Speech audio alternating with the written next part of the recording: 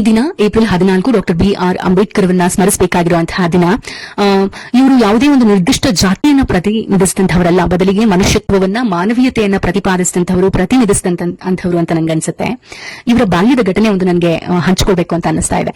ಇವ್ರಿಗೆ ಪುಸ್ತಕಗಳು ಅಂದ್ರೆ ಬಹಳ ಪ್ರೀತಿ, ನಮ್ಮೆಲ್ಲರಿಗೂ ಗೊತ್ತಿರೋ ಹಾಗಾಗಿ ಒಂದೊಮ್ಮೆ ಇವ್ರಿಗೆ ಒಂದು ಪುಸ್ತಕ ಕೊಂಡ್ಕೊಳ್ಬೇಕು ಅಂತ ಬಹಳ ಆಸೆ ಆಗುತ್ತೆ. ಆದ್ರೆ ಆ ಪುಸ್ತಕದ ಬೆಲೆ ಸಿಕ್ಕಾಪಟ್ಟೆ ದುಬಾರಿ ಇರುತ್ತೆ. ಹಾಗಾಗಿ ಅವರು ಆ ಪುಸ್ತಕಕ್ಕೆ ಏನು ತಗೊಳ್ಳೋ ವೆಚ್ಚ ಏನಿರುತ್ತೆ, ಹಣ ಏನಿರುತ್ತೆ, ಅದನ್ನ ಕೂಡಿಸಿಡೋದಕ್ಕೆ ಪ್ರಾರಂಭ ಮಾಡ್ತಾರೆ.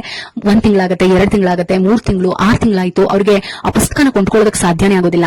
ಆಗ ಅವ್ರಿಗೆ ಒಂದು ಹೊಳೆಯುತ್ತೆ, ತನ್ನ ಬಳಿ ಹಬ್ಬಕ್ಕೆ ಹಾಕೊಳ್ಳೋಕೆ ಅಂತ ಒಂದೇ ಒಂದು ಅಂಗಿ ಇದೆ, ಬಿಳಿ ಅಂಗಿ ಇದೆ, ಬಟ್ಟೆ ಇದೆ, ಆ ಶರ್ಟ್ ಅನ್ನೇ ಕೊಟ್ಟು ನಾನು ಯಾಕೆ ಪುಸ್ತಕ ಕೊಂಡ್ಕೊಳ್ಬಾರ್ದು ಅಂತ.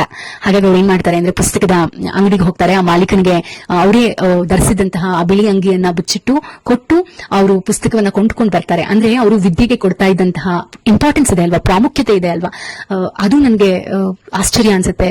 ನಮ್ಮ ಸಮಾಜ ಈ ಮಟ್ಟಕ್ಕೆ ಬದಲಾಗಿರುವಂತದ್ದು ಅವರ ಆ ವಿದ್ಯೆಯ ಕಾರಣಕ್ಕಾಗಿ, ಅವರು ಸಂಪಾದಿಸಿದಂತಹ ಜ್ಞಾನದ ಕಾರಣಕ್ಕಾಗಿ ಅಂತ ನಂಗೆ ಅನ್ಸುತ್ತೆ.